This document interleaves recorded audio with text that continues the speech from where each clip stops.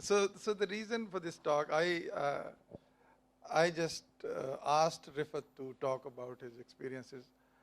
We did this last year also in November. Like our two Norwegian colleagues spoke about their experiences and how the media system could be seen from their perspective. And I think it's very important for a couple of reasons. One of it is that most of the time we talk about journalists, but journalists seldom get the opportunity to how do they see their job. And I think this is also one source of stress and strain, because I don't see any media organization covering uh, the lives of journalists themselves, because that's considered to be no story at all. And especially when you are working in conflict zones, it becomes even more important for many reasons.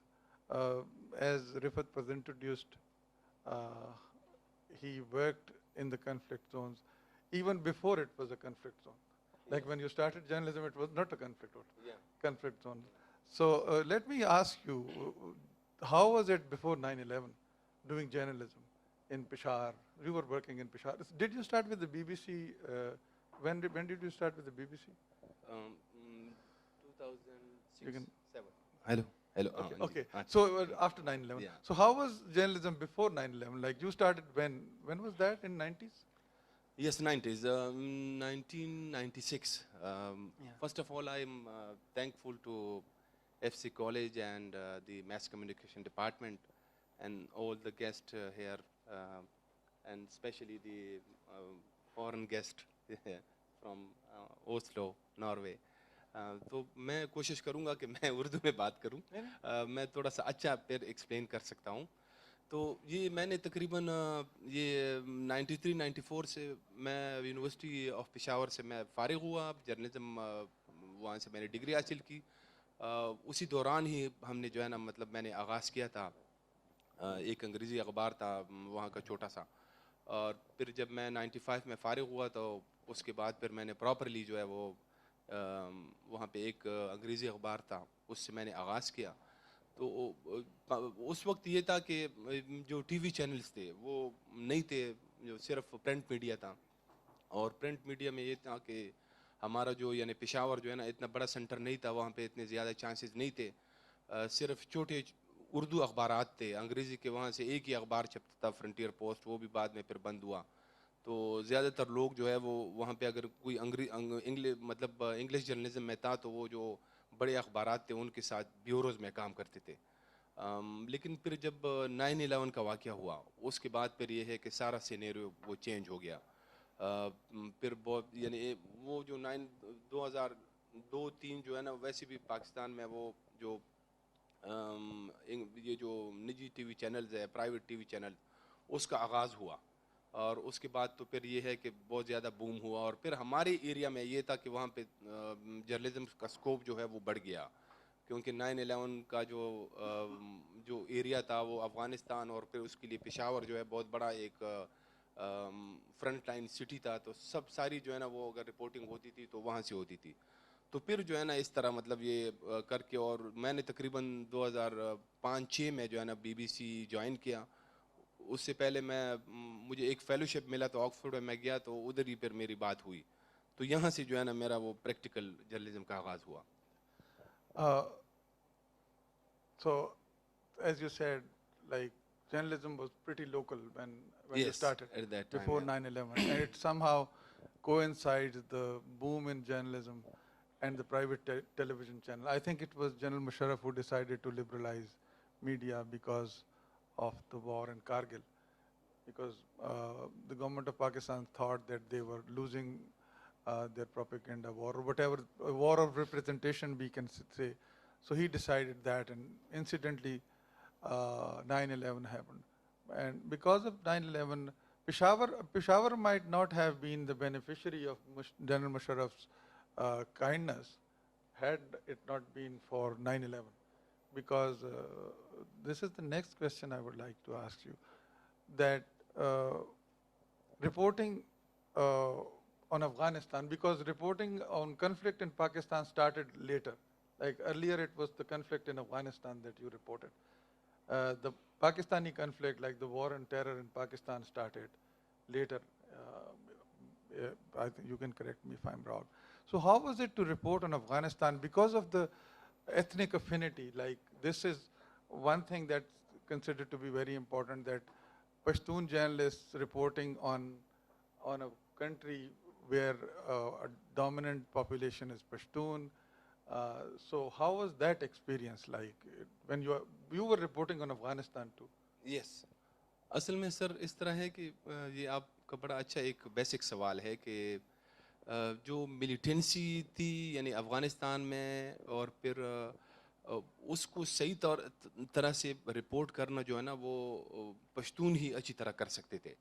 اس کی وجہ یہ ہے کہ وہاں پہ بہت ساری چیزیں ایسی تھی کہ سارے جو یعنی وہاں پہ سارے جو اگر افغان طالبان تھے سارے پشتون تھے. انہوں نے اب اسامہ بن لادن کو اگر پناہ دی تو اس کو بہت سارے لوگ نہیں سمجھ رہے تھے، یعنی یہاں تک کہ باہر کے لوگ بھی، کہ یہ کیوں ان کو پناہ دی گئی ہے تو ان کو مطلب چھوڑ دیا جائے. حالانکہ یہ اب ہم جانتے ہیں کہ جیسے وہ ہمارے ایک روایتی وہ ہے کہ جیسے وہ پشتون ولی ہے کہ اگر آپ ایک دفعہ کسی گیسٹ کو آپ پناہ دیتے ہیں تو قبائلی ابھی بھی قبائلی علاقوں میں جو ہے نا اگر کوئی بڑا جرم کرتا ہے وہ کسی کے پاس جاتا ہے، اسے کہتا ہے کہ مجھے آپ پناہ دے دیں، تو وہ پھر پناہ بھی اس کو ملتی ہے. اور پھر اس کے بعد جو ہے نا اگر وہ جس کے ساتھ اس کی دشمنی ہے اگر وہ اس کے گھر پہ آتا ہے تو وہ پھر وہ والا بندہ جس نے اس کو پناہ دی ہے وہ بھی اس کا دشمن بن جاتا ہے. تو ایسی یہ چیزیں جو ہے نا مطلب یہ اس وقت عام لوگ نہیں سمجھ سکتے تھے، بلکہ یہ سارا اس وقت ہمیں یاد ہے کہ یہ امریکہ اور یورپ یہ سب کہتے تھے کہ یار یہ کیوں آپ لوگوں نے جو ہے نا تو اس کو چھوڑ دیں مطلب. تو حالانکہ یہ جو ہے نا وہ ان کو سمجھ نہیں آ رہا تھا کہ ایک دم یہ تو ہمارے وہ روایات ہے وہ بہت زیادہ ڈیپ روٹیڈ ایسے روایات تھے. تو ایسی چیزوں کو مطلب رپورٹ کرنا صحیح طریقے سے پھر وہ جو ہے نا یہ پشتون جرنلسٹ اس کو اچھی طرح کر سکتے تھے.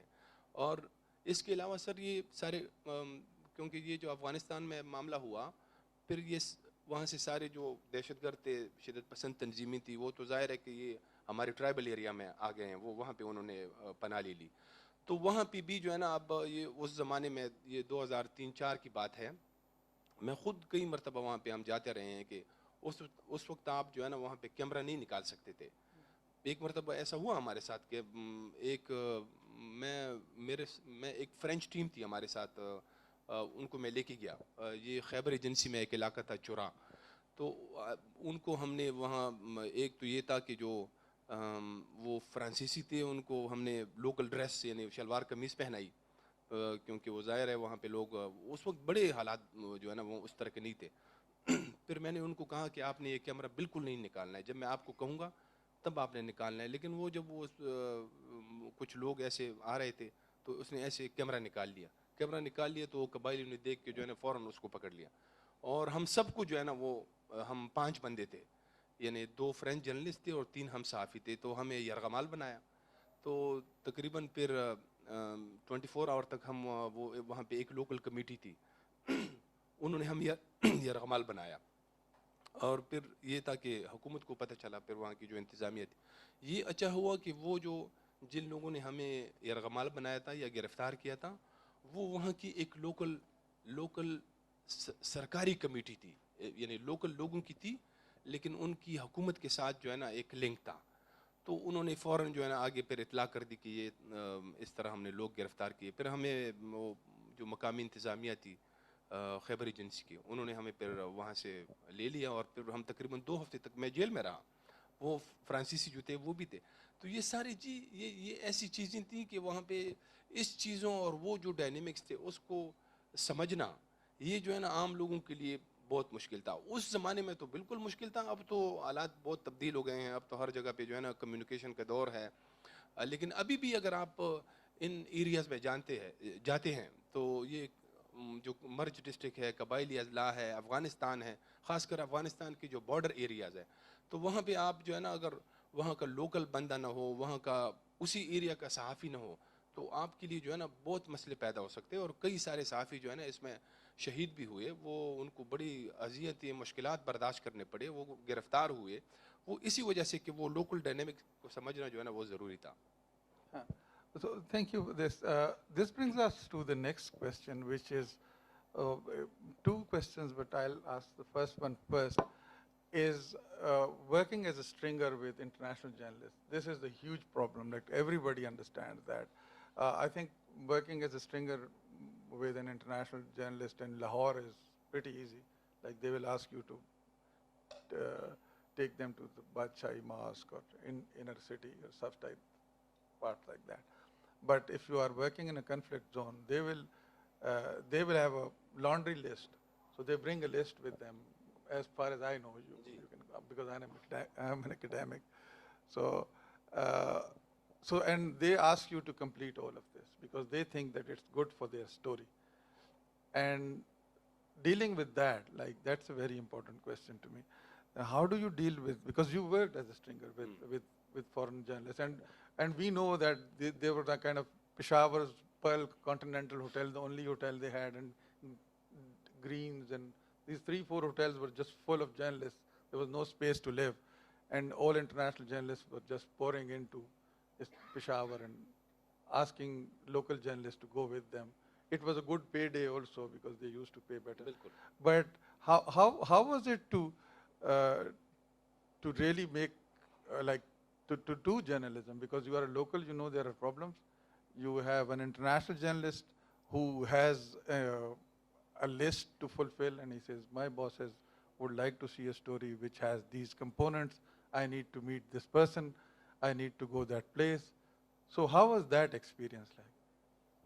سر یہ اسی کے تناظر میں جو آپ کو بتا رہا تھا کہ یہی فرینچ ٹیم مجھے جو ہے نا بار بار کہتی رہی.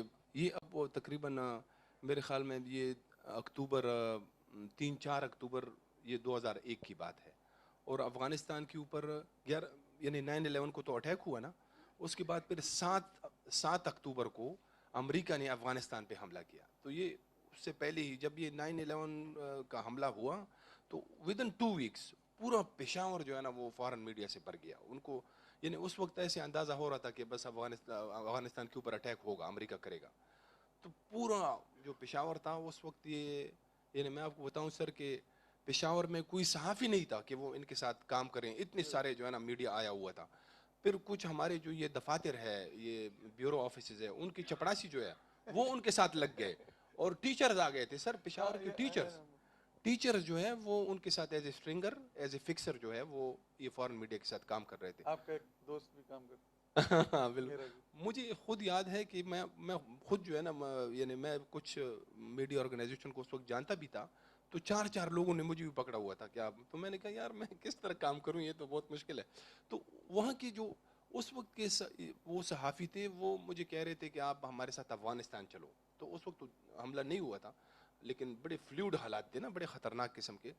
تو میں اس کو کہہ رہا تھا کہ یار یہ تم پاگل ہو, ادھر تو اب وہاں جانا جو ہے نا بہت مشکل ہے, یہ یعنی بہت خطرہ ہے. آپ وہ اس بات پہ بڑا زور دے رہے تھے, بڑا دباؤ. اب یہ جو اب خیبر ایجنسی جا رہے تھے, یہ بھی اچھا خیبر ایجنسی اس وقت کا خیبر ایجنسی, ابھی تو وہ ضلع خیبر ہے, وہ اس میں کنورٹ ہو گیا ہے. اس وقت یہ تھا کہ مقامی انتظامیہ نے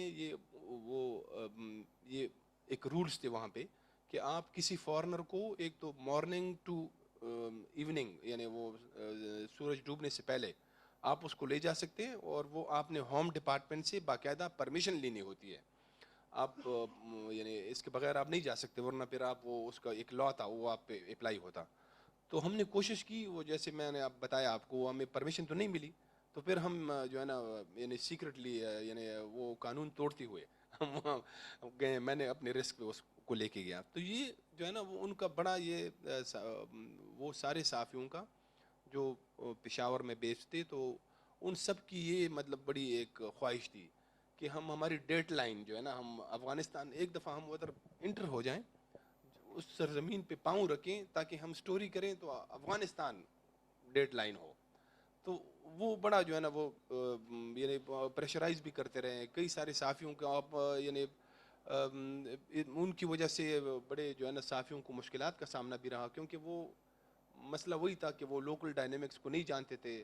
ہم ان کو بار بار بتا رہے تھے, لیکن وہ اچھا وہ سارے جو تھے میکسیمم ان میں سارے وار رپورٹرز تھے, جو اس وقت تو ہمیں پتہ بھی نہیں تھا یعنی شروع میں کہ جب آپ کانفلکٹ زون میں جاتے ہیں تو آپ تو باقاعدہ جیسے بعد میں BBC میں رہا تو ہماری جو ہے نا ٹریننگ ہوتی تھی, یہ باقاعدہ جو ہے نا ایک ٹریننگ ہوتی تھی, پھر 3 سال تک وہ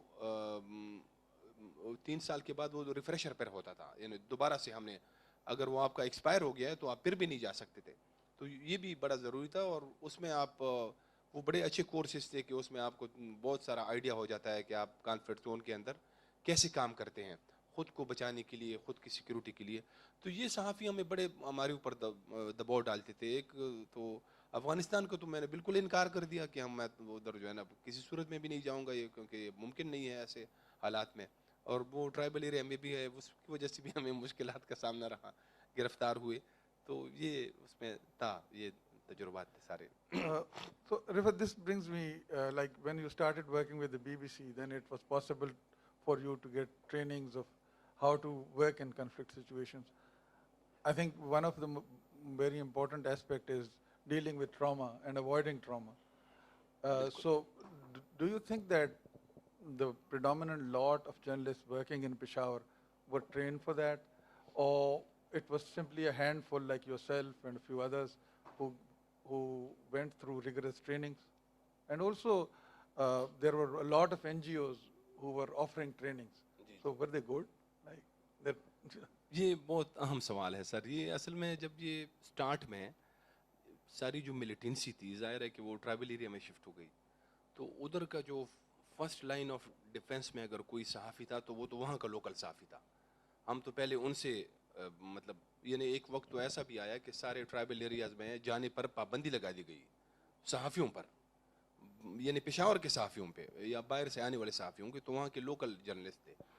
تو وہ تو سارے جو ہے نا بالکل, وہ تو سر انٹرینڈ تو چھوڑے, ان کو تو خبر لکھنی بھی نہیں آتی تھی کہ خبر کیسے. آج تک جو ہے نا اب وہ تھوڑی بہت ان میں وہ آ گئی ہے, لیکن میکسیمم اس وقت جو تھے وہ بیچارے تو کچھ بھی نہیں جانتے تھے.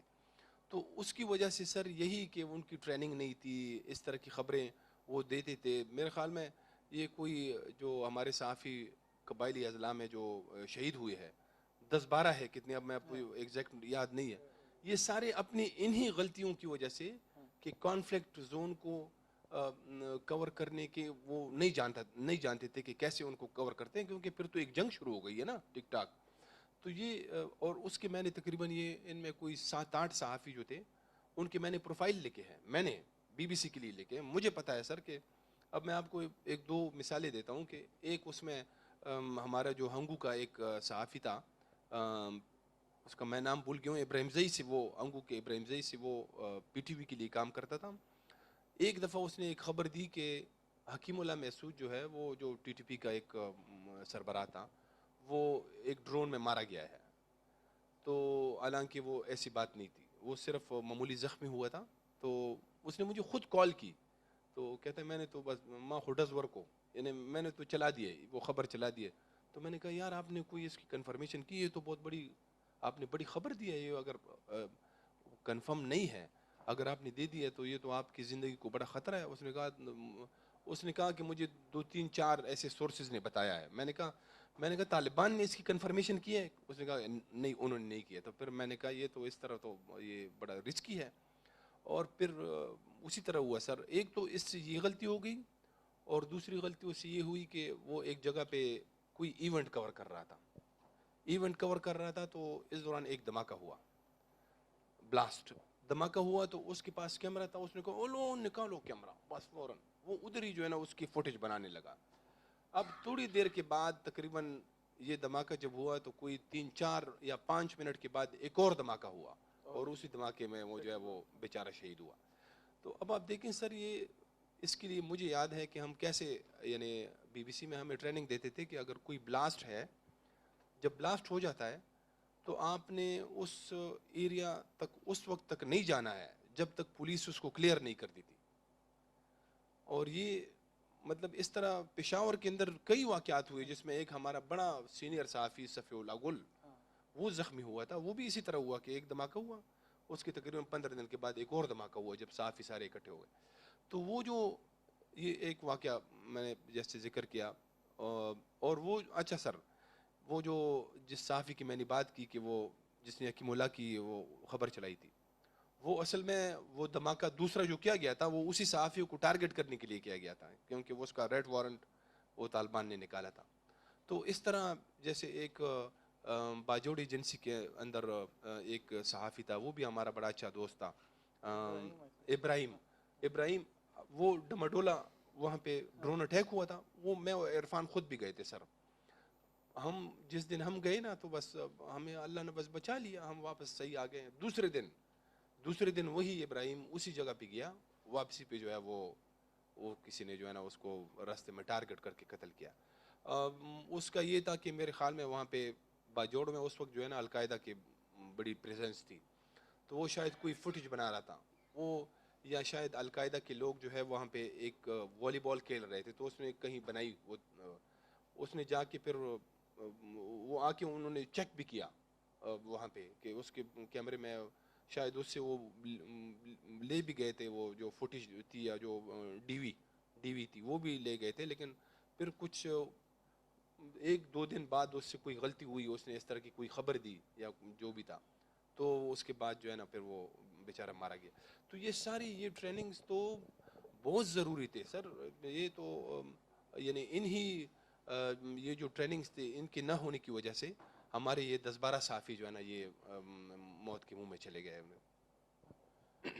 Just to clarify, like I hope it never happens anywhere else, but the blast that Rifat mentioned, that there is a small blast to attract 2 people, like journalists and medical teams and police, 3.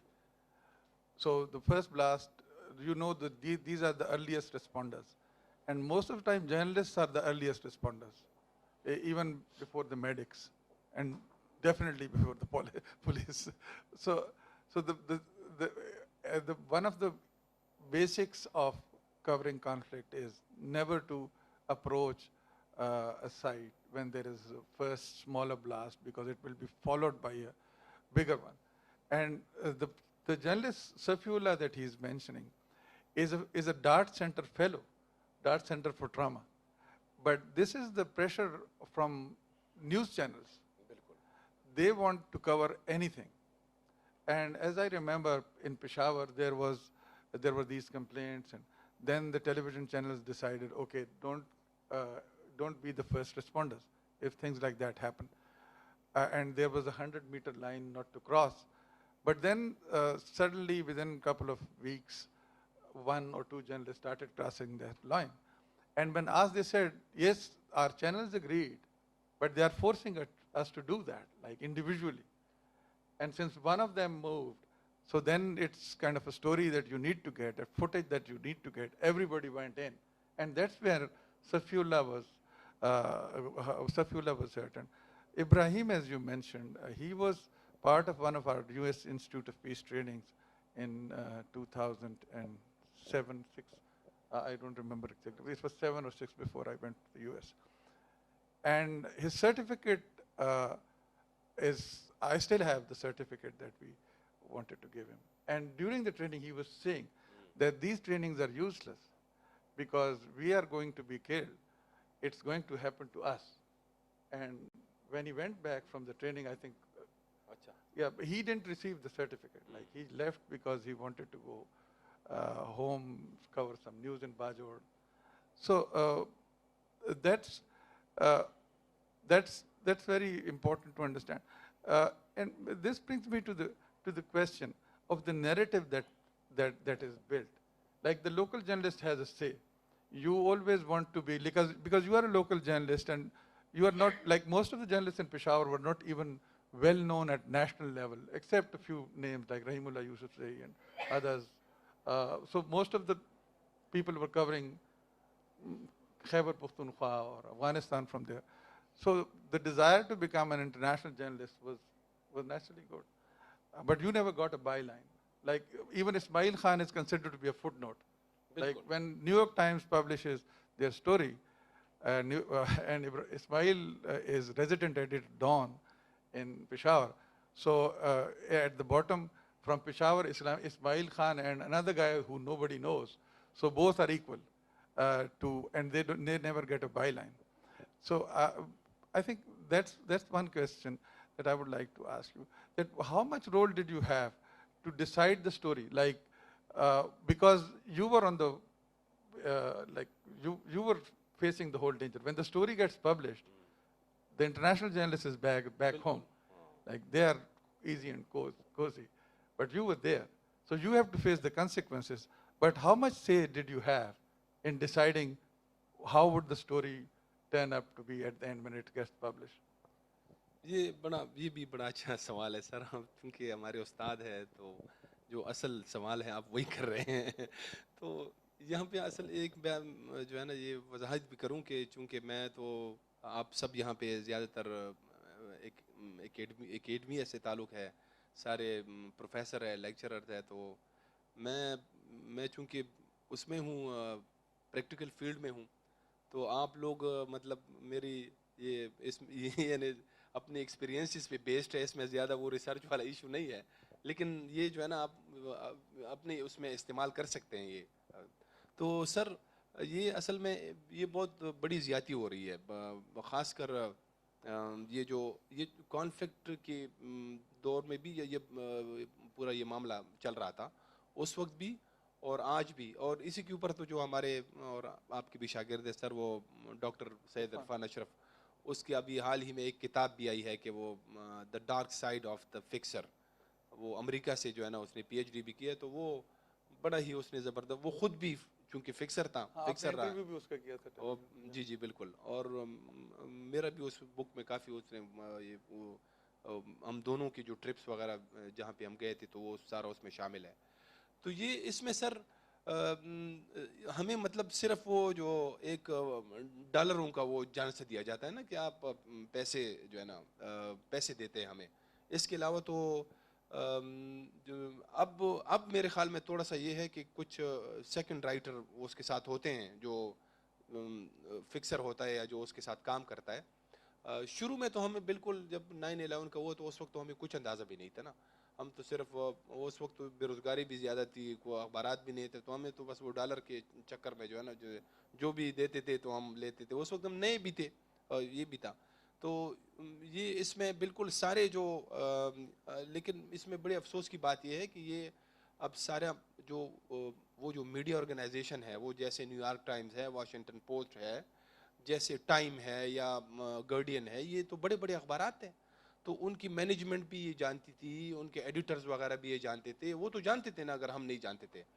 اور اس کے علاوہ جو reporter تو ان کے ساتھ آتے تھے وہ بھی ہائیلی ٹرین تھے, تو وہ بھی ہمیں مطلب یعنی ان کو بھی جو ہے نا یہ سارے یہ مغرب جو ہے ہمیں تو یہ پٹیاں تو پڑھاتے ہیں یہ موریلٹی کے اور یہ ایمانداری کے, آنیسٹی کے, لیکن پھر ہمارے ساتھ جو ہے نا یہ اس طرح کا وہ تو مطلب ان کو تو یہ اندازہ تھا اگر ہمیں نہیں تھا.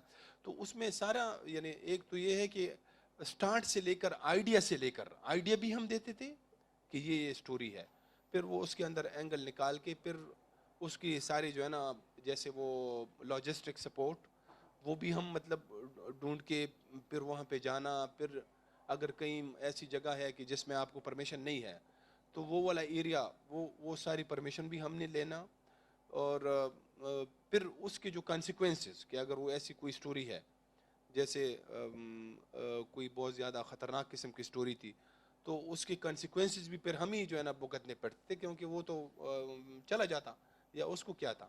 تو یا جیسے میں جب ہم اریسٹ ہوئے, یہ جو میں خیبر ایجنسی میں بات کر رہا ہوں, تو ہم 2 ہفتے جیل کے اندر رہے, اور وہ فرانسیسی جو ہے 2 دن کے بعد رہا ہوئے, تو چلے گئے ہمیں ادھر مل کے جو ہے نا, پھر وہ جب ہم باہر نکلے تو وہ تو کب کے جو ہے نا جا چکے تھے, تو پھر وہ پیچھے ہمارا نہیں دیکھتے حالانکہ. اور یہ تو ابھی جو ہے نا لوگوں نے انہوں نے شروع کیا ہے, ورنہ تو آج تک یہ جو مطلب ایک مین سٹوری اگر کوئی آج کل میں کوئی جاتا ہے نیو یارک ٹائم یا اس کے ساتھ, تو اس میں میرے خیال میں سیکنڈ رائٹر کے طور پہ دیتے ہیں, ورنہ نیچے جو کہ ان پٹ وہ جیسے آپ نے ذکر کیا ادھر ہی دے دیتے ہیں. آج تک جو ہے نا اس میں بھی زیادہ وہ نہیں کرتے ہیں, بلکہ یہ صرف میرے خیال میں جو ویسٹ کے پیپر ہے اس میں آتا ہے. یہ میں ایک نیوز ایجنسی ہے جو جیپنیز نیوز ایجنسی ہے, بڑی پاپولر نیوز ایجنسی ہے, میں اس کے ساتھ بھی کام کرتا ہوں. ان کو میں کہتا ہوں, وہ کہتے ہیں کہ ہمارے ہاں یہ وہ رول ہی نہیں ہے, آپ نہیں ڈال سکتے. اچھا سر, اس مرتبہ جب یہ 20 سال کے بعد جب یہ 9/11 کے وہ پورے ہو رہے تھے تو دوبارہ سے وہ بہت سارے وہ صحافی جن کے ساتھ پہلے ہم نے کام کیا تھا وہ پھر آئے تھے, اور پھر لیکن اس مرتبہ ہم نے ان کے سامنے کنڈیشنز رکھے. یہ ہے کہ ہم پہلے سے اس طرح تو ماحول نہیں تھا, تو ہم نے سارا ان کو بتایا کہ یہ ہمارا حق ہے, آپ جو ہے نا یہ حق تلفی کر رہے ہیں. تو یہ ہوتا رہا ہے, اور اب تھوڑا بہت جو ہے نا اس میں یہ خاص کر یہ جو کتاب آئی ہے, کتاب کے بعد جو ہے نا کچھ لوگ جو ہے نا وہ اویئر ہوئے ہیں. Thank you. Like Sayyid Irfan Ashraf he's still an assistant professor? Assistant professor. That's pretty, because he was an assistant professor many years back. Still Like, he is still an assistant. That's bad. Irfan is a colleague of ours, a student of mine who has done his PhD, and he specializes on basically what they call stringers. And he recently wrote a book. And I think, Rifat, you interviewed him. Yes. Yes. And he spoke he speaks very candidly, by the way. You should watch the interview. So he just speaks out everything about He him. also writes in Daily Dawn. Yeah, Irfan also writes for Dawn. So there are many questions, but one of those is that when you work with international organizations, you don't have a say in the story. You are now getting some credit. I have seen Haq Nawaz getting some credit. I have seen his stories with the Washington Post. So when he was covering the flood. But then I won't get into the details of what happened when APS happened, and you went through a lot of trouble. But just tell us briefly, how did it change your journalistic career? Because big events like that, big tragic events, also have consequences for working journalists. So I won't like you to go into something that's uncomfortable for you, but just how did it affect your career? یہ اس طرح ہے نا سر, یہ بھی بڑا اہم سوال ہے کہ ایک تو جو بندہ خود سیکھتا ہے بہت ساری چیزوں سے جب اس کا تجربہ بڑھتا ہے, لیکن ہمارا تو یہ ہے کہ تقریباً پچھلے 20 سالوں سے کانفلکٹ زون میں ہی ہیں اور کانفلکٹ زون کو ہی رپورٹ کرتے آئے ہیں. تو ساتھ میں کافی جو ہے نا وہ ایک تو میچورٹی آتی ہے, لیکن اس اپنے جو شعبے کے حوالے سے جس ایریا کو میں کور کر رہا ہوں تو اس میں اب کافی جو ہے نا ہمیں مجھے لگتا ہے کہ وہ پہلے جیسا, ایک تو خیر وہ حالات بھی تھوڑے سے تبدیل ہو گئے ہیں, پھر سے جو ہے نا یہ پیدا ہو رہے ہیں, اس طرح کے نہیں ہیں. تو اس طرح کے حالات اب نہیں رہے ہیں, لیکن اس نے ہمیں بہت کچھ سکھایا سر. پہلے یہ تھا کہ ہم یعنی ایسا وقت بھی آیا کہ جب ہم اتنا زیادہ پریشر ہمارے اوپر آتا تھا تو ہمیں سمجھ نہیں آتا تھا کہ اب اس کو کیسے جو ہے نا ہم ڈیل کریں. تو میں خود جو ہے نا مطلب مجھے یاد ہے کہ مجھے رات کو نیند نہیں آتی تھی, کیونکہ اب پشاور کے اندر جو ہے یہ 2008-9 میں تقریباً روزانہ جو ہے نا 3-4 دھماکے ہوتے تھے ایک ہی دن. تو وہ پھر ہمیں جیسے میں ٹرینکولائزر وغیرہ یہ لیتا تھا رات کو سونے کے لیے, اور اس وقت یہ تھا کہ یہ کورسز وغیرہ بھی زیادہ ہم نے نہیں کیے تھے, خاص کر یہ PhD کے یہ سارے جتنے بھی ہے. پھر میں اب خود جو ہے نا میں نے کچھ کورسز بھی کیے, تو اب اس کے ساتھ ہم مطلب فیملیئر ہو گئے ہیں, ایسے سمجھ لیں کہ جیسے فیملیئر ہو گئے ہیں. لیکن اس کے اثرات ابھی بھی مجھے کبھی کبھی اپنے یعنی باڈی کے اندر مجھے نظر آتا ہے کہ جیسے ہمارے وہ ابھی تک ہے, جیسے کہ مجھے یہ چڑچڑاپن سی ہو گئی ہے بہت زیادہ, یہ غصہ آتا ہے مجھے, حالانکہ میں کبھی کبھی سوچتا ہوں کہ یہ پہلے مجھے نہیں ہوتا تھا, لیکن اب اس سے نکلنے کی کوشش کر رہے ہیں, اس میں کافی سارا جو ہے نا وہ قابو پا لیا ہے. لیکن یہ کانفلکٹ جو ہے نا یہ تو بذات خود جو ہے ایک بہت بڑی ٹینشن ہے. آپ ہمارا تو ایسے سمجھ لیں سر کہ وہ اگر پشاور میں آپ رہتے ہیں تو بس آپ دیکھ لیں کہ وہاں کیا کچھ نہیں ہوتا ہے. یعنی اب پھر سے یہ دوبارہ سے یہ حالات پیدا ہو رہے ہیں, تو اس سے پھر وہاں پہ بڑی ٹینشن ہو رہی ہے. تو اب یہ ہے کہ اب جیسے کوئی واقعہ وغیرہ ہوتا ہے تو جب ہلاکتیں ہم سنتے ہیں تو ایسے ہل سے رہ جاتے ہیں ایک دم سے نا. تو ایک تو وہ ہمارے سامنے سب کچھ گزرا ہے, وہ والا سینیریو بھی ہمارے سامنے آ جاتا ہے نا, تو اس سے بہت زیادہ جو ہے نا ایک تکلیف ہوتی ہے.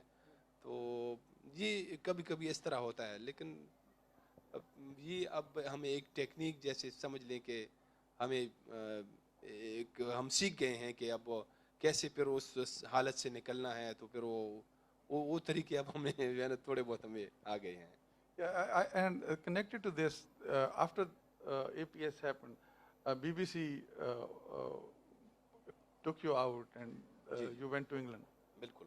So how long did you stay there, and what was how did they manage to deal with the trauma? Because most of the time we don't do it over here. بالکل. یہ وہ تقریباً ہمارے جتنے بھی رپورٹرز یا باقی staff کے ممبر تھے جنہوں نے اس کو ای پی ایس کو کور کیا تھا, تو وہ پھر تقریباً ای پی ایس واقعے کے کوئی مہینے بعد جو ہے نا ہمیں لندن لے جایا گیا, یہ سارے ٹراما کورسز اور ان کے لیے. بس وہ تو یہ تھا کہ سر وہ اس ایریا سے ہمیں نکال دیا, جیسے وہ ایریا تھا وہاں پہ. پھر یہ تھا کہ ہمیں 2-3 ویکس ہم وہاں پہ رہے تھے, تو 2 ویکس ہمیں ہر دوسرے دن کے بعد جو ہے نا وہ لوگ آتے تھے جو اسپیشلائز جنہوں نے کیا تھا, تو ہمارے ساتھ بیٹھ کے ہماری کاؤنسلنگ کرتے تھے. تو 2 ویکس کے بعد جو ہے نا تقریباً 2 ویکس تک وہ سلسلہ چلتا رہا. پھر 1 ویک اس کے بعد ہم ویسے بھی ادھر رہے. تو اگر آپ اس میں تو یہ ہے کہ ایک تو آپ کی کاؤنسلنگ بھی ہوتی ہے, باقی آپ خود بھی سمجھتے ہیں کہ اگر اس ایریا سے آپ نکل جائیں, کوئی اچھے ماحول میں چلے جائیں, ایک پیسفل ایریا ہو, تو ویسے بھی جو ہے نا آپ پھر اس کے بعد جو ہے نا وہ ریگین کرتے ہیں. تو اس طرح یہ ہوا سارا. Just coming to the end, but you and I can talk for days. Like you also did some soft news, like you covered SWAT, and you in the BBC too, and now Yeah. you are still you are doing this, but I think for the BBC you started working on stories which were human interest, travel and stuff like that. So tell us a bit about that. میں سر اب یہ بڑے میں نے کور کیے ہیں, خاص کر میں سوات کا تو یہ ہے کہ سوات کے تو شروع سے لے کر یعنی آخر تک آپ سمجھ لیں کہ تقریباً کوئی 15 سال تک میں اس کو مسلسل کور کرتا آیا ہوں. ایک تو مجھے خود بہت زیادہ پسند ہے سوات. پھر وہ جو ٹورزم یعنی جب یہ ملیٹنسی ختم ہوئی 2009-10 میں جب یہ ختم ہوا, اس کے بعد جب یہ ریسٹوریشن کے لیے جو کچھ وہ کام شروع کیا گیا حکومت کی طرف سے, فوج کی طرف سے, تو اس میں بھی ہم نے بڑی دلچسپی لی. اس کے لیے میں کافی مسلسل جاتا رہا ہوں کہ وہ میلے ہو رہے ہیں, وہ وہاں پہ اسپورٹس ایکٹیویٹیز ہو رہی ہیں, ایسے باقی ایونٹس ہیں ٹورزم کے اوپر بہت سارے. تو یہ میں نے بہت کور کیے ہیں. اور سر میں یہ لٹرلی اب بتاؤں آپ کو کہ جب یہ بہت سارا ہم نے یہ یعنی یہ ملیٹنسی اور یہ ٹیررزم اور یہ کانفلکٹ یہ کور کرتے آپ کا پھر ایسا ٹائم آتا ہے کہ دل بھر جاتا ہے. اب یعنی کوئی وہ جو اثرات کی ابھی میں بات بھی کر رہا تھا کہ جیسے کوئی دھماکہ ہوتا تھا, اگر اس کے اندر کوئی کیجوالٹیز بڑھ رہی ہوتی, وہ تو رننگ سٹوری ہوتی تھی نا, کہ جیسے پہلی انیشل رپورٹ آئی کوئی 10 اس میں ہلاک ہوئے, پھر وہ بڑھتے 15 ہوئے, 20 ہوئے, 25 ہوئے. جب آپ کو ایسے ٹائم پہ تو جو ہیں وہ بڑھتے جاتے تھے تو ہماری ٹینشن بڑھتی جاتی تھی.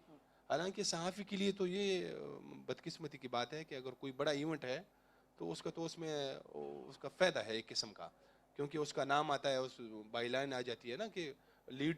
اگر کوئی بڑا دھماکہ ہے آپ کرتے ہیں, فار ایگزامپل 50 لوگ اس میں مارے گئے ہیں, تو اگر آپ وہ سٹوری کرتے ہیں آپ کی تو بائی لائن تو ادھر آ رہی ہے آپ کی نا. تو ہماری یعنی اس طرح جب یہ بڑھتی تھی تو مجھے ٹینشن ہوتی تھی. ہم پھر یعنی ایسا ہوتا تھا کہ یار اب کب یہ جلدی اس کا جو ہے نا حل نکل آئے کہ بس یہ یا معلوم ہو جائے کہ بس اتنے یہ فائنل ہے. تو اتنی یعنی وہ اس کی وہ تکالیف اور یہ مشکلات اور مسائل تھے. تو پھر وہ جو سافٹ سٹوریز تو اس وقت ہم یعنی میں خود جو ہے نا اس میں کوشش کرتا تھا کہ یہ سافٹ سٹوری کروں, تاکہ یہ جو گھٹن کا ماحول ہے یا جو تکلیف کا ماحول ہے جو ہم پہ حاوی تھا, اس سے میں نکل آؤں. تو اس طرح ہم نے بہت سارے پھر میں سافٹ سٹوری کیے ہیں. یہ خاص کر میں نے کلچرل سائٹ پہ جو ہے نا بہت سارے اس طرح کام کیا ہے, میوزیشنز وغیرہ یہ سارے. اور جو میوزیشین وہ پھر اس کا بھی تھا کہ وہ جب ملیٹنسی کی وجہ سے جو ہے نا اس میں بھی وہ فیکٹر آتا تھا کہ وہ اس سے سفر ہوئے ہیں. تو یہ اور پھر یہ اچھا اس میں یہ بھی تھا سر کہ خود کو جیسے ایک تسلی دینے کے لیے یا تھوڑا سا اس سے نکلنے کے لیے پھر جب لوگ اس سے متاثر ہوتے تھے ان پہ ہم نے بڑا فوکس کیا کہ جیسے آئی ڈی پیز ہوئے باہر جو ہے نا یا اس طرح کے اور چھوٹے چھوٹے کاروباری جیسے کوئی ریڑھا چلاتا تھا تو ایسے میں نے بہت سارے یہ سافٹ اسٹوڈیاں بھی کی ہیں. So this is going to be the last question. I'll just ask the last question. Like my question is that, is it good that organizations decide to make a balance? Also, if you are working in a conflict zone, it's not easy to, that organization will focus, kind of give you a 50-50 beat of doing human interest, soft stories and conflict, because it's a conflict-ridden environment. So, but do you think it's good that if organizations decide to cover the soft side and give it to the same journalist who's covering conflict for his sanity and well-being, and also for the well-being of the audiences, there should be a balance where the human side is not simply shown as killings and miseries, but also life as it goes? یہ بہت اچھا ہے سر. اس کے لیے میں آپ کو be B C کی مثال دوں گا کہ ان کا یہ ہوتا تھا کہ وہ جب بھی کسی صحافی کو کورسپونڈنٹ کو جو اگر کسی کانفلکٹ زون میں بھیجتے ہیں تو ایک خاص ٹائم کے لیے وہ بھیجتے تھے 2 یا 3 سال کے بعد پھر اس کو وہاں سے نکال کے کسی اور علاقے میں بھیجا جاتا جہاں پہ کانفلکٹ نہیں ہوتا تھا. تو یہ ایک بڑا اچھا ہوتا ہے کہ آپ بالکل اسی سے پھر نکل کے جو ہے نا آپ فوراً خود کو پھر آپ ریکور بھی کرتے ہیں.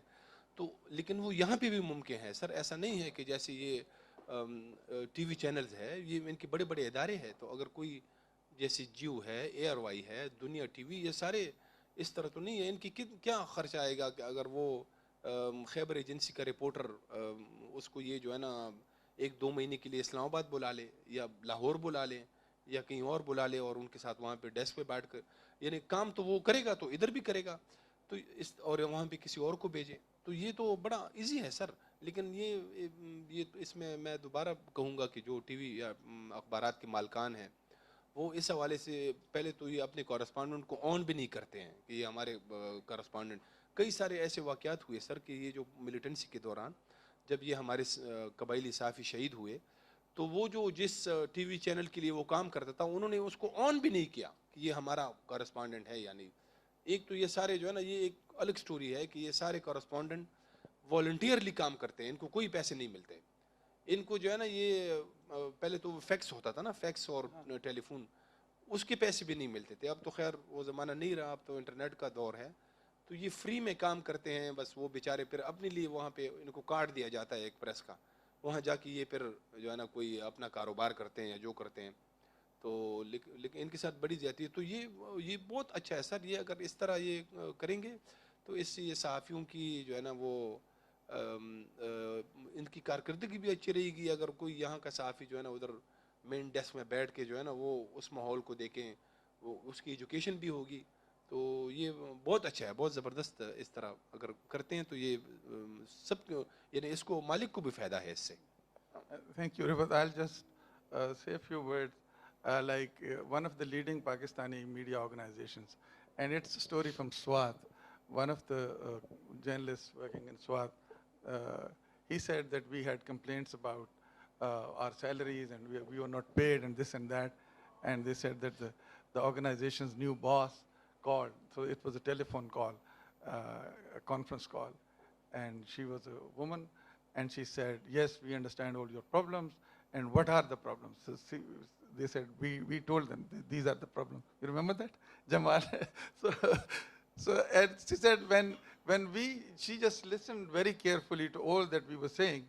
And the last word was that she said that you should be proud and honored, you should feel honored that you are working with such prestigious organization. And she just hung up.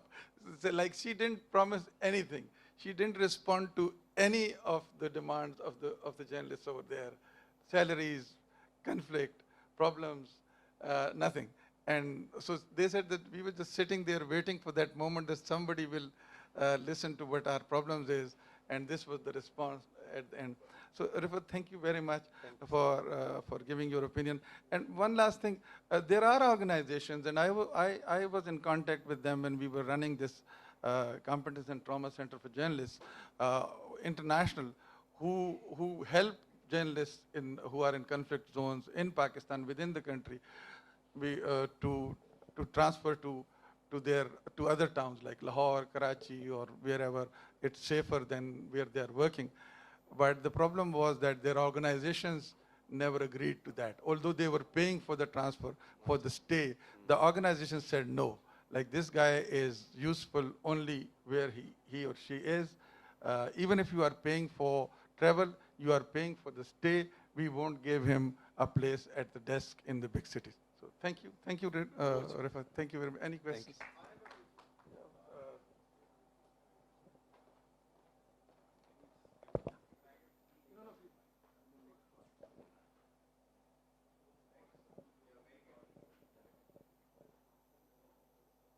Hello. Rifat, thank you so much for being very honest, and really, like, hats off for the services which you have done, and I can imagine. In fact, starting from the lust of dollars, and while not sharing the byline because that was not the agreement, a couple of questions and one short question.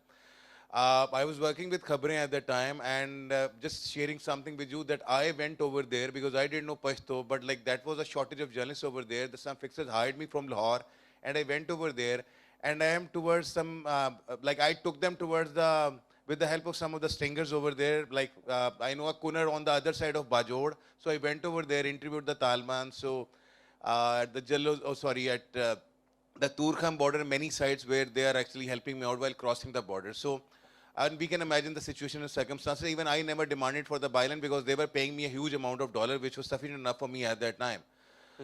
Number one. Number two, you were just talking about the trauma, sir. Yes, that happened in Lahore, that after a first blast, there were some second blasts as well.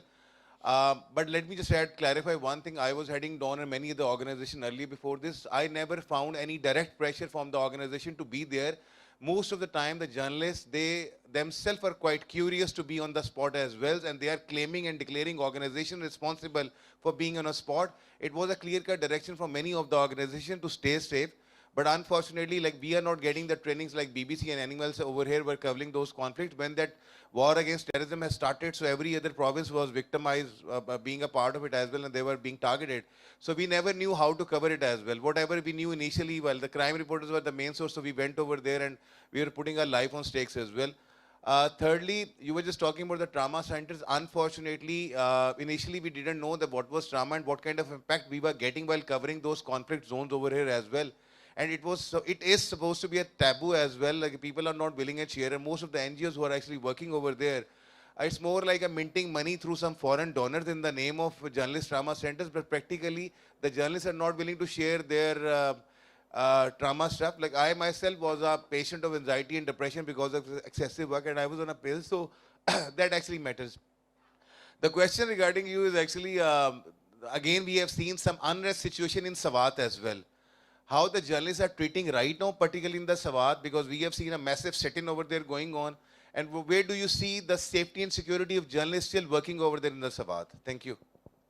बहुत शुक्रिया, आपने बड़ी अच्छी बातें की और कुछ जो आपने अपने तजुर्बात शेयर किए। स्वात में तो ये है कि अभी दोबारा से हालात जो है ना बड़ी तेज़ी से बिगड़ रहे हैं, और उसकी कुछ वजूहात है। तो जैसे ये तालिबान के साथ मुज़ाकरात का सिलसिला शुरू किया गया, तो उसी दौरान ही जो है वो अफ़गानिस्तान से बहुत सारे तालिबान और उनकी फैमिलीज़ जो है वो वज़ीरिस्तान भी आए, स्वात भी आए। हालांकि ये उनके साथ ऐसी अंडरस्टैंडिंग नहीं थी, तो उन्होंने वायलेट किया, तो बस वो फिर उसी की वजह से वो हालात ख़राब हुए।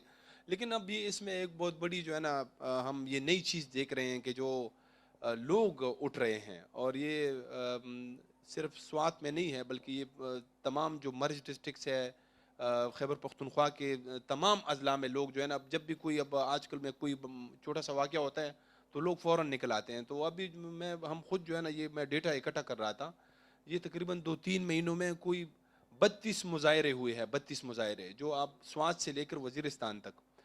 इसका स्टार्ट जो है वो वज़ीरिस्तान से हुआ। वज़ीरिस्तान में एक बहुत बड़ा धरना हुआ, वो भी वहाँ पे टारगेट किलिंग हो रही थी। फिर वो उसमें सारे पॉलिटिकल पार्टीज़ भी थी। फिर वो नवाज शरीफ ने, शहबाज शरीफ ने उसके लिए एक कमेटी बनाई, आप लोगों ने वो मीडिया में सुना होगा, देखा होगा। फिर वो वहाँ पे जाके उन्होंने बात की, लेकिन پھر بھی بات نہیں بنی, اور اس طرح پھر یہ آغاز ہوتا رہا. پھر باجوڑ میں یہ ایک دھرنا جو ہے نا وہاں پہ شروع ہوا, اس میں بھی سارے پولیٹیکل پارٹیز تھی, اور وہ بھی جو ہے نا وہاں پہ یہ داعش کی کچھ ٹارگٹ کلنگ کے واقعات ہوئے جس میں جمعیت علماء اسلام کے لیڈر جو ہیں وہ مارے گئے. ادھر بھی جو ہے نا وہ پھر حکومت نے کچھ ان کے ساتھ یہ کیا, معاہدہ کیا. تو اب یہ سارے علاقوں میں جو ہے یہ دھرنے ہو رہے ہیں. اور کل جو سوات کے اندر ہوا, تو کل سوات کے میرے خیال میں جو ہے نا ابھی میں دیکھ رہا تھا کہ سوات کی تاریخ میں اتنا بڑا جو ہے نا مظاہرہ نہیں ہوا جو کل ہوا, اور اس میں ساری سیاسی جماعتیں تھیں. اس میں منظر پشتین بھی گیا ہے, ایمل ولی خان بھی تھے, باقی جماعتیں بھی تھی. ایک مسلم لیگ نون کے لوگوں کو وہاں پہ نہیں چھوڑا گیا, اور ایک جو ہے وہ جو پی ٹی آئی کا وہاں پہ سٹی میئر تھا اس کو بھی جو ہے نا اسٹیج سے اتارا گیا ہے. تو یہ جو لوگ اٹھ رہے ہیں یہ ایک بہت بڑا پیغام ہے. اگر یہ اب بھی ہماری جو ریاست ہے, یہ حکومتیں ہیں, اگر اس پیغام کو نہیں سمجھتی ہیں تو پھر جو ہے نا وہ اس کا جو اگلا اینڈ ہوگا وہ میں دیکھ رہا ہوں, تو پھر وہ پھر بڑا خطرناک ہوگا. تو پھر یہ اب یہ ضرورت اس امر کی ہے کہ جو ہے نا اس پہ غور کیا جائے. تو ابھی تو کوئی پابندی نہیں ہے, صحافی سارے مطلب جا رہے ہیں, یہ جو مطلب یہ مظاہرے ہے ان کو بھی کور کر رہے ہیں. لیکن وہ یہ ہے کہ تھوڑا سا مطلب جو ریاستی ادارے ہیں ان کی طرف سے مطلب وہ میرے خیال میں لگ رہا ہے کہ جو مین اسٹریم میڈیا کے اب ایسے مظاہرے کے لیے جو ہے نا مطلب اسپیشلی میرے خیال میں تو جو ہے نا یہاں سے ٹیمیں جانی چاہیے, کیونکہ ایک بہت بڑے لوگ اٹھ رہے ہیں. جیسے باقی اس طرح کے واقعات ہوتے رہے ہیں لیکن وہ نہیں جا رہے ہیں, تو اس کو اس طرح کا مطلب مین اسٹریم میڈیا پہ تو ڈسکریج کیا جا رہا ہے. بالکل اس طرح کی کوریج نہیں ہے مین اسٹریم میڈیا میں جو آنی چاہیے, کیونکہ لاکھوں لوگ ہیں. تو لیکن آج کل سوشل میڈیا کا دور ہے, سوشل میڈیا میں یہ ہے کہ اب وہ اس پہ کسی کی زور نہیں چلتا ہے, تو وہ ساری جو ہے نا وہ ادھر سے پورے ہو رہی ہے. تو میڈیا پہ تو کوئی ایسا مطلب وہ نہیں ہے, پریشر نہیں ہے. لیکن یہ جو ابھی سوات کے اندر حال ہی میں اس میں یہ 2-3 دن پہلے وہاں پہ ایک واقعہ ہوا تھا منگورا شہر میں, وہ ایک گھر میں اٹیک ہوا تھا. تو وہ پھر معلوم ہوا وہ بھی ایک صحافی ہے وہاں کا, فیاض ظفر, جو ہمارا دوست بھی ہے, اسی نے وہ بات کی. یعنی وہ ملٹری نے جا کے ایک فیملی تھی ان کو ٹارگٹ کیا, 2 لوگ اس میں ہلاک ہوئے. تو اس کو رنگ یہ دیا گیا, وہ میرے خیال میں آئی ایس پی آر کا پریس ریلیز مجھے بھی آیا تھا کہ جیسے یہ دہشت گرد ہے, لیکن وہ جو ہے نا وہ دہشت گردی کا واقعہ نہیں تھا. اور اس کو جو ہے نا ایک سامنے لایا ایک صحافی وہاں کا, جو فیاض ظفر جس کی میں بات کر رہا ہوں, اس نے اس جو مارا گیا تھا اس کے بیٹے سے انٹرویو کیا. تو وہ کوئی لین دین کا ایشو تھا, اس میں بھی ملٹری انوالو تھی, ملٹری کا کوئی بندہ انوالو تھا. تو اس کی تناظر میں پھر وہ ہوا, تو اس طرح جو ہے نا وہ بڑی اب میرے خیال میں اس کی تحقیقات بھی کچھ ہو رہی ہے. تو بہت شکریہ, تھینک. جی رفت صاحب, السلام علیکم. جی رفت صاحب, جتنا آپ کا ایکسپیرینس ہے, میرا اس حوالے سے کویشچن یہ تھا کہ کے پی کے صحافی ان کو انٹرنیشنل آرگنائزیشنز میں تو بہت اچھی اسپیس مل جاتی ہے, بی بی سی میں بھی, ڈوائچے ویلے میں بھی, وائس آف امریکہ میں بھی, لیکن مین اسٹریم میڈیا, پاکستانی مین اسٹریم میڈیا کے اوپر ان کی پینیٹریشن اس طرح نہیں ہے کسی بھی نیوز اینکرنگ پروگرام میں. فار ایگزامپل جتنے بھی جرنلسٹ لاہور, اسلام آباد, کراچی میں بیٹھے ہوئے ہیں, اب وہ زیادہ پی آر ایکٹیویٹی کر رہے ہیں. ان کے جتنے بھی پروگرامز ہیں, ٹاک شوز ہیں, وہ پی آر ایکٹیویٹی بیسڈ ہیں. آپ لوگ یا آپ کے علاقے کے صحافی اتنا rich experience war reporting zones میں, اس کے باوجود اس طرح پینیٹریٹ کیوں نہیں کر پاتے؟ جی یہ بڑا اچھا سوال ہے. یہ تو ہمارا گلہ ہے مطلب مین اسٹریم میڈیا سے یا آرگنائزیشن ہے. اصل میں اس طرح ایک تو یہ ہے کہ جو پشاور ہے نا, پشاور ایک تو بہت بڑا اسٹیشن نہیں ہے. یعنی وہاں سے کوئی جو ہے نا جو مین اسٹریم ٹی وی چینلز ہے وہ وہاں سے ظاہر ہے کہ وہاں ان کے بیوروز تو ہے, لیکن وہاں سے وہ چینل نہیں نکل رہے ہیں. جیسے اسلام آباد ہے, کراچی ہے, لاہور ہے, یہ 3 بڑے مرکز ہیں. تو ایک یہ اور زیادہ تر جو صحافی ظاہر ہے کہ پشاور کے مطلب اسی علاقے سے تعلق رکھنے والے وہ وہاں پہ ہیں. تو یہ ایک تو یہ وجہ ہے. دوسری وجہ یہ ہے کہ اب یہاں پہ مطلب جو جیسے ایک کچھ صحافی تو ہے, جیسے سلیم صافی ہے, اب ایک اور ہمارا جو ڈان میں بھی ہے عادل شازیب, وہ بھی ہے, یہ ایک کا دو کا. لیکن یہ بھی جو ہے نا جیسے سلیم نے آغاز پشاور سے کیا, مردان سے کیا, پھر پشاور سے کیا, وہ یہاں پہ شفٹ ہوئے, پھر اسلام آباد آئے تو اس کو یہ چانس ملا. اور عادل جو ہے وہ تو لندن سے آیا تھا, بی بی سی میں تھا. تو اس طرح مطلب حالانکہ یہ بی بی سی جو ہے نا اس کی بھی ایک ٹائم پہ یہ پالیسی تھی کہ یعنی کئی سال پہلے جب یہ اردو سروس بنا تھا میرے خیال میں یہ 80s سے پہلے 80s سم تھنگ میں یا اس سے بھی پہلے بنا تھا. تو اس وقت صرف اس میں کراچی کے صحافی تھے جو جس کے مطلب ریڈیو سروس میں جن کی آواز اچھی تھی یا اردو اچھی تھی. تو اس وقت صرف کراچی کے لوگوں کو لیا جاتا تھا. لیکن پھر وہاں پہ بھی تبدیلی آئی اور پھر ایک ایسا زمانہ آیا کہ اب یعنی جس وقت میں کام کرتا تھا اس وقت بی بی سی کے اندر تمام علاقوں کے جو ہے نا وہ صحافی تھے. کشمیر کی جو نعیم احمد میجور جو تھی وہ کشمیر سے اس کا تعلق تھا.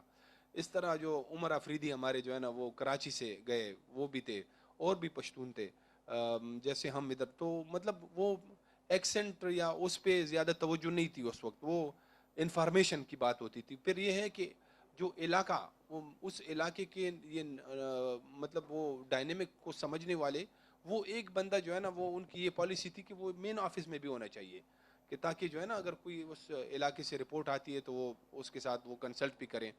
تو یہ جو ہے نا مطلب یہاں کی میڈیا میں آپ کو بتا رہا ہوں کہ وہ یہاں کے تو جو ان کی کورسپانڈنٹ ہے وہ ان کو بھی آن نہیں کرتے ہیں. تو یہ ان کو جو ہے نا یہ زیادہ وہ ایجوکیشن نہیں ہے ان چیزوں کی. سر رفت صاحب ایک منٹ, اچھا چائے بھی پینی ہے سر یہ چائے سے زیادہ ضروری ہو جائے گا.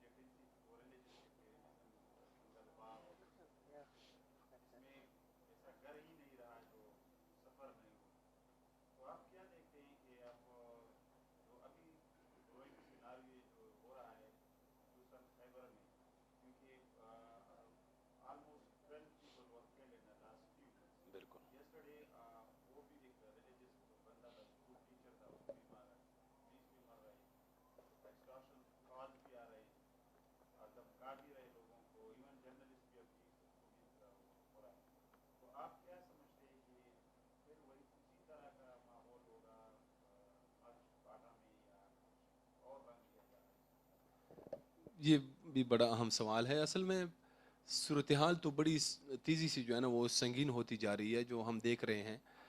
جیسے آپ نے ذکر کیا تو یہ 2-3 دن پہلے جو وہاں پہ ایک عالم دین تھے جو ٹیچر جس کی آپ نے بات کی تو بہت بڑا عالم تھا. تو اس کو جو ہے نا وہ یہ کہا جا رہا ہے اس کی ذمہ داری کسی نے لی نہیں کہ یہ کس نے مارا ہے, لیکن وہ داعش کے بارے میں کہا جا رہا ہے کہ شاید انہوں نے اس کو ٹارگٹ کیا ہے. تو اگر داعش جو ہے نا جیسے وہ باجوڑ میں اس کی بڑی پریزنس ہے, حال ہی میں باجوڑ میں کئی واقعات ہوئے جو انہوں نے وہاں پہ کلیم کیے ہیں, اگر وہ یہاں بھی آتے ہیں تو یعنی بڑی تیزی سے جو ہے نا اس طرح کے یہ جو خاص کر ٹارگٹ کرنے کے واقعات جو ہو رہے ہیں میرے خیال میں اس طرح تو صورتحال نہیں بنے گی جیسے پہلے تھا. کیونکہ اس وقت بھی یہ سارے جتنی بھی مرج ڈسٹرکٹس ہیں کہیں بھی ایسا علاقہ نہیں ہے کہ جیسے پہ کسی ٹی ٹی پی کا یا قبضہ ہو ان کا, مطلب ایسے کوئی بھی علاقہ نہیں ہے. لیکن یہ جو ٹارگٹ کلنگ کے واقعات ہیں اس سے بھی بڑی جو ہے نا وہ تشویش بڑھتی ہے لوگوں میں, خوف و اعراض بڑھتا ہے. تو اب یہ خیبر میں جو ہے نا ایک علاقہ تو ایسا ہے کہ وہاں پہ تو باقاعدہ ہو سکتا ہے آپریشن بھی شروع ہو جائے کیونکہ وہاں پہ بھی جو ہے نا وہ یہ لوگ آئے ہوئے ہیں اور یہ گشتی وغیرہ بھی کر رہے ہیں. تو اس وقت جو ہے نا یہ بڑی اس کی ضرورت ہے کہ یہ اسٹیٹ جو ہے نا اس معاملے کو دیکھیں, ورنہ یہ جو ابھی لوگ جس طرح اٹھ رہے ہیں یہ ان کے لیے بہت بڑا جو ہے نا آنے والے دنوں میں بڑے مشکلات پیدا ہو سکتے ہیں. رفت صاحب سر جس طرح سے ابھی آپ نے بات کی کہ آئی ایس پی آر کر دیتا ہے آپ کو ایک پریس بریف کے ذریعے بتا دیتا ہے کہ اسٹیٹ کا موقف کیا ہے, تو یہ بہت ہی مشکل ہوتا ہوگا کسی بھی وار زون رپورٹر کے لیے کہ آن دی گراؤنڈ جب وہ جانتا ہے کہ یہ شخص دہشت گرد نہیں تھا یا اس کے ذرائع یہ کنفرم کر رہے ہیں کہ he was not a terrorist but he was killed in an operation by the forces, تو it would be a double edge sword for always. تو پھر موقف کیسے رکھا جائے اپنا جبکہ اسٹیٹ کا موقف دوسری جانب ہے, اور یقیناً ایک اور بڑا مسئلہ یہ ہوگا کہ ان کی جانب سے بھی تھریٹ ہوگا اگر آپ, کیونکہ they are very much there and they know you. اور مجھے معلوم ہے کیونکہ مجھے موقع ملا ہے اس کانفلکٹ زون کو کور کرنے کا, تو ہمارے جو بڑے ادارے ہیں شاید وہ بھی ٹریننگ نہیں دیتے اور پھر کسی قسم کا اکوپمنٹ نہیں ہوتا. اور شراز صاحب کا پریس کلب جو ہے وہ بھی ان لوگوں کو نہ تو کوئی انشورنس کور اس طرح سے دیتا ہے اور نہ ہی کوئی اس طرح کا اس کے علاوہ کور دیتا ہے. آپ ضرور بات کیجیے گا. ادارہ بالکل نہیں دیتا. تو اسٹیٹ بھی ہے اور پھر دوسری جانب دہشت گرد بھی ہیں. فیاض صاحب کل کہہ رہے تھے کہ دہشت گردی تو نیو نارمل ہے, تو ہم کیا کریں؟ دیکھیں اس میں ایک تو جو جرنلزم کا اصول ہے وہ تو یہ ہے کہ آپ نے جو ہے نا رپورٹ کے اندر آبجیکٹیوٹی رکھنے کے لیے تو یہ تو ضروری ہے کہ آپ نے جو ہے نا دوسرا موقف ضرور لینا ہے جیسا بھی ہو. ایک اگر مطلب یہ ظاہر ہے دو فریق ہے, اگر ایک فوج جو ہے نا اپنا پریس ریلیز دیتی ہے تو آپ نے دوسرے کا اگر آپ اس کا بھی موقف لینا ہوگا, ایسا تو نہیں ہے جس طرح بھی ہے, لیکن آپ نے اس کے اندر تو ڈالنا ہے. حالانکہ بہت سارے پریشر ہے, مشکلات ہے ابھی. یعنی یہ جو پوری جو یہ ملیٹنسی 2005-06 سے جب چل رہی تھی تو شروع میں مجھے یاد پڑتا ہے کہ ہمارے ساتھ تو یہ طالبان کے بڑے رابطے ہوتے تھے نا, وہ تو باقاعدہ ہمیں پریس ریلیز وغیرہ بیچتے تھے.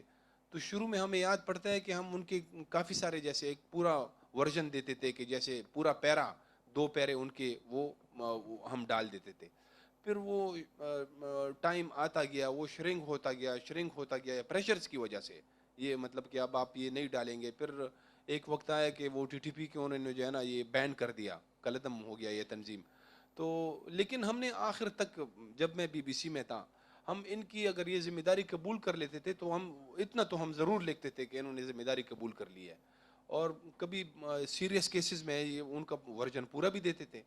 اور مجھے خود جو ہے نا اس کے لیے بڑے مجھے تکلیفات اور مشکلات کا سامنا رہا. ایک مرتبہ جو ہے نا مجھے یہ اپنی ملٹری اغوا کر کے لے گئی. وہ مسئلہ کیا تھا, یہی تھا کہ وہ باچا خان یونیورسٹی میں وہ جو واقعہ ہوا تھا, اس دن رات کو میں لائیو چلا گیا. عادل شاذیب ادھر سے اینکر تھا ریڈیو پہ. تو لائیو میں تو ہم جو ہے نا مطلب بعض اوقات یہ ہوتا ہے کہ جب آپ وہ سوال کرتا ہے آپ جواب دیتے ہیں تو آپ کو کبھی اندازہ نہیں ہوتا ہے کہ آپ کچھ زیادہ بول جاتے ہیں. تو وہ میں نے پورا طالبان کا ورژن دے دیا پورا. تو جس وقت میں نے فون بند کیا ہے, میرا کیمرہ مین بلال گواہ ہے, اس کو میں نے کہا کہ بلال معاملہ خراب ہے, اب ایسا نہ ہو کہ ہم رستے میں مجھے یہ گرفتار کر لیں. میں نے اسی وقت اس کو بتا دیا, تو وہ گواہ ہے. لیکن پھر مجھے صبح گھر سے جو ہے نا وہ اٹھا کے لے گئے. تقریباً 3-4 گھنٹے مجھے ٹارچر کرتے رہے کہ اور بات یہی تھی کہ آپ نے پورا کیوں ورژن دے دیا. میں نے کہا یار وہ لائیو تھا, بس وہ کبھی ہو بھی جاتا ہے اس طرح. تو یہ جو ہے نا مطلب بہت مشکلات ہوتی ہیں اس طرح. لیکن ہم نے ایک بات ہے کہ ہم نے ورژن تو ان کا, اگر آپ نے اسٹوری کو بیلنس کرنا ہے تو آپ نے تو ورژن ضرور دینا ہوگا اس کا. جی جی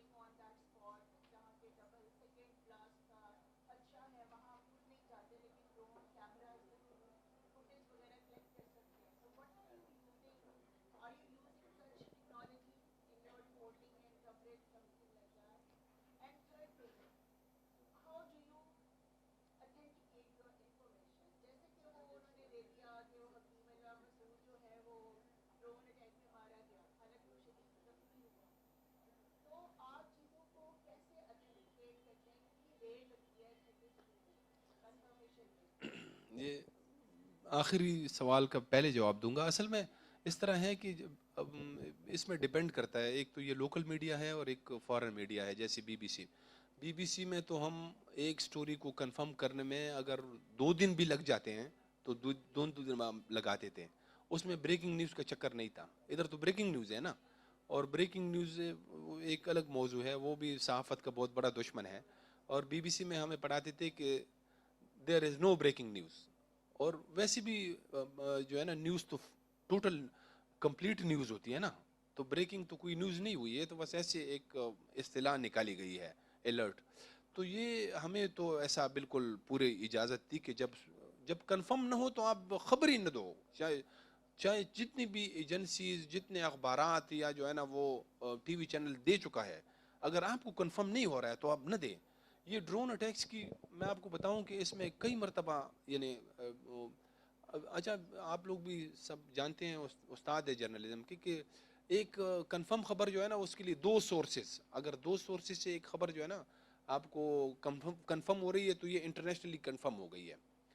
تو یہ بی بی سی کو جیسے کریڈ اے پی یا اے ایف پی کی خبر آ گئی ادھر نا کہ ڈرون اٹیک ہوا ہے فلانا, اور ادھر لوکل پہ ہم انہیں کہہ رہے ہیں کہ ہمیں کنفرمیشن نہیں ہے, تو ہم وہ بھی نہیں چھاپتے تھے. یعنی ہم سے پوچھتے تھے کہ یار یہ تو آلریڈی 2 ایجنسیز دے چکے ہیں, تو میں ان کو کہتا تھا کہ یار آپ دینا, لیکن میں آپ کو کنفرم نہیں کر کے دے سکتا ہوں, نہیں ہو رہی کنفرم. تو یہ مطلب اس میں جو ہے نا ٹائم لینا چاہیے. اور ڈرون کی جو شارٹس وغیرہ ہے یہ تو اب اس طرح ہے کہ یہ تو عام, اگر کوئی آپ فیچر وغیرہ کر رہے ہیں اس میں اب یہ تو ساری میڈیا میرے خیال میں وہ تک استعمال کر رہی ہے, لیکن یہ اس کے بڑے مسائل ہوتے ہیں کہ وہ ہر جگہ پہ آپ نہیں استعمال کر سکتے ہیں. جیسے وہ کینٹ ایریاز میں تو ڈرون بین ہے, وہ تو ادھر کیمرے بھی ان کی بھی اجازت نہیں ہے. اور یہ جو باقی آپ نے جواب دیتے ہیں, یہ جو آپ نے وہ ٹریننگز کی بات کی, تو یہ ہاسٹائل ہیفٹ اس کو کہتے ہیں, hostile environment and first aid training. اس میں پہلے فرسٹ ایڈ کی 2 دن کی ٹریننگ ہے, پھر یہ 3 دن کی جو ہے وہ پوری ٹریننگ ہے, لیکن وہ ایک لمبا چکر ہے. میں خود بھی ٹرینر ہوں, میں دے چکا ہوں. وہ 1 دن میں نہیں ہوتا, یہ 3 دن میں 3-4 دن میں ہوتا ہے. اس میں یہی ہوتا ہے کہ آپ کانفلکٹ کو آپ کیسے کور کریں گے, جب آپ جائیں گے تو آپ کو کیا احتیاط جو ہے نا وہ لینی پڑتی ہے. یہ تو پہلا اس کا وہ ہے. پھر اگر وہ کہیں پہ دھماکہ ہوتا ہے, بلاسٹ ہوتا ہے, وہ فرسٹ ایڈ میں بھی آپ کو سکھایا جاتا ہے نا, تو اس کو آپ نے کیسے کور کرنا ہے, خود کو یعنی بچانے کے لیے آپ نے کیسے جانا ہے. پھر اگر کوئی چیک پوسٹ وغیرہ آتی ہے, وہ ملیٹنٹس کی چیک پوسٹ بھی ہے, فوجیوں کی چیک پوسٹیں بھی ہے, اس پہ آپ نے کیسے جانا ہے, کون سی تدابیر لینی ہے. کیونکہ اگر آپ کو وہاں پہ روک لیا گیا, آپ کو گرفتار کر لیا گیا, تو آپ کی سٹوری وغیرہ تو گئی نا. تو یہ ساری چیزیں اس میں ہے, لیکن وہ بڑی ٹیکنیکل ٹریننگ ہے اور اس کی بہت زیادہ ضرورت ہے. اور مجھے اب میں سر سے یہ ایک سوال کروں گا کہ سر یہ جو ہے نا یہ یونیورسٹیز میں پڑھایا جاتا ہے کہ نہیں, یہ تو ضروری ہے سر, یہ اس کا تو ہے نا یہ